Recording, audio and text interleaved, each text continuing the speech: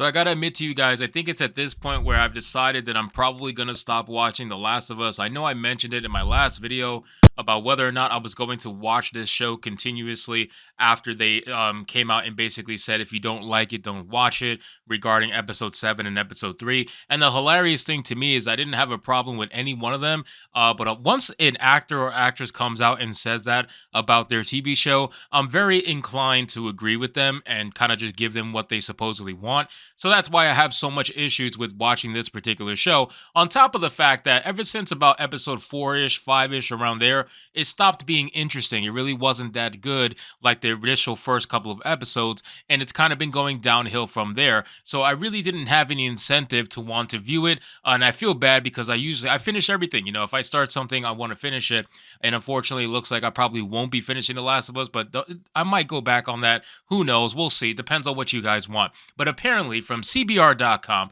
we have an article from Jody Brown. Never seen an article from this person, so this is the first one I've ever seen. He must be new. But it says that Pedro Pascal explains how The Last of Us Joel subverts masculine stereotypes. The Last of Us star Pedro Pascal reveals how his main character Joel overcomes masculine stereotypes to make himself stand out. Now, again, we've done, I don't know how many videos we've done on The Last of Us talking about toxic masculinity, right? Which I'm pretty sure this article is going to go into at some point in time. They all want to talk about toxic masculinity, and originally it was just the feminist on CBR.com. They were talking about it, but apparently now Mr. Jody Brown is talking about it. Why? I don't really know. I guess he must be trying to side with his coworkers. But let's get into the article and see what it has to say. So it says The Last of Us star Pedro Pascal reveals how his character Joel Miller in the record-breaking HBO series breaks the typical perceptions surrounding masculinity, endearing him to audiences. While appearing on First We Feast Hot Ones, Pascal opened up about how Joel possesses strong emotional nuance, contrary to his hardened exterior as a middle-aged survivor consumed by his past. When asked about how Pascal balances Joel's heroic traits with his warmness when playing him on a show, the acclaimed actor said, "I think that there's a funny thing about a very sort of restricted exterior that is typical for these kind of male archetypes.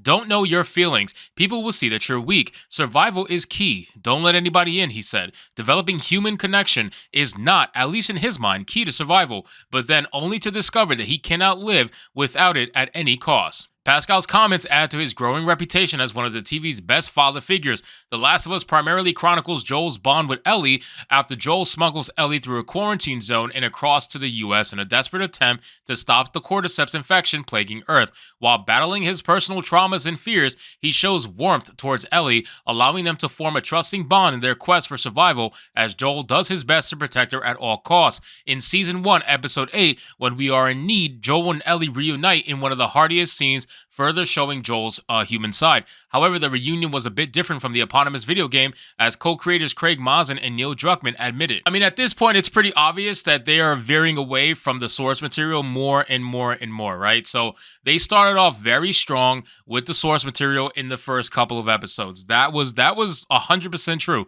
They damn near made a shot-for-shot recreation of the first, of the opening of the game in the first episode. It was actually pretty insane, and it was very impressive. And I remember giving it a very high score and saying I can't wait to see more if this is what they're going to do with it. But now, as time has went on, they've shown their true colors. They show the bait and switch, which everybody saw coming. I tried to have hope, but of course I was stupid for having that hope, and I admit that. But they basically bait and switched us hardcore, and it's not because of the gay episodes. It's simply because they are not telling the story that was originally told in the game. They changed up Bill and Frank's storyline completely. They changed up Henry and Sam. They changed up so many different things that go into the storyline that now you're starting to see the crack show, right? Like, you're starting to see the little cracks in the foundation, and it's really starting to rear its ugly head. So it's only a matter of time before Neil Druckmann ends up changing a bunch more things that are going to fit his narrative. And I can only imagine how he's going to end this show. I really don't think he's going to end it the way that everybody is thinking in their mind related to the video games. You guys know exactly what I'm talking about.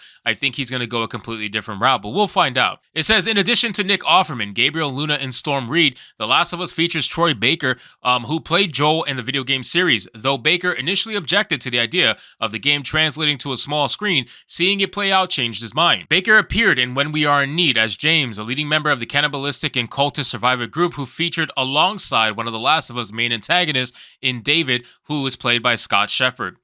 Fans will get to see more of Pascal and Co. beyond season 1, as The Last of Us was officially renewed this past January, which again, I'm not surprised that it was renewed, but I do think that there is going to be a drastic, and I mean a very drastic difference between the viewership of season 1 and the viewership of season 2. The problem with the bait and switch is that, yeah, you're going to get people in the beginning, for sure. You're definitely going to convince people, you're going to get people in the beginning, but at the end of the day, once they find out it's a bait and switch, you're going to lose a lot of people. And you know what's interesting to me? They were announcing their viewership numbers like crazy in the first few episodes. I haven't seen them announce the viewership numbers for the most recent couple of episodes. Why is that? It makes me curious. Now, obviously, that can change with time, and they could announce it, but it was interesting because they would announce it damn near like the next day or the day after. They would announce it so fast. But now it seems like they're not announcing it over the last couple of episodes, and I don't really know why that is. Could be them, a lot of people maybe checked out. That's also very possible. But that's the issue with bait and switches. You will lose a lot of people. When you perform the bait and switch and people realize that's what it is, you're going to lose a ton of people. And this show is without a doubt a hardcore bait and switch. And you know what? They're enjoying it. They're enjoying it. They've come out and literally said, the directors have literally said that they are using this IP and they are bait and switching people purposefully so they can tell the stories that they want to tell, so they can force people to watch LGBTQ content. That's literally what they said. They want people to watch LGBTQ content, and they feel like nobody would watch it if it was shown to be upfront, so they are being very deceptive with it in the hopes that by the time people realize what's going on, they are going to be able to have people hooked, or they're going to have people say, well, it's too late. I'm already invested. Let's continue going. And that's exactly what they're trying to do. And the funny thing is, I don't think a lot of people would have a problem with LGBTQ content if they were just honest about it and upfront, especially in a video game that it has source material characters that are gay. It's amazing. Like, you have these characters that everybody knows are gay. Why are you being deceptive with them? That makes no sense to me, right? Like, why would you be deceptive with the characters that everybody's already knows that they are gay and they're expecting it to come 100%? Like,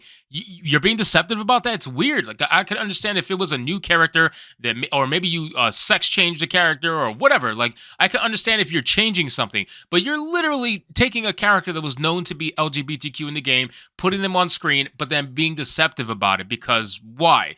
Do you not think people are going to know that those characters are coming? Do you not think that we don't understand that? It's very strange stuff. So at the end of the day, they know exactly what they're doing. Don't let these people fool you.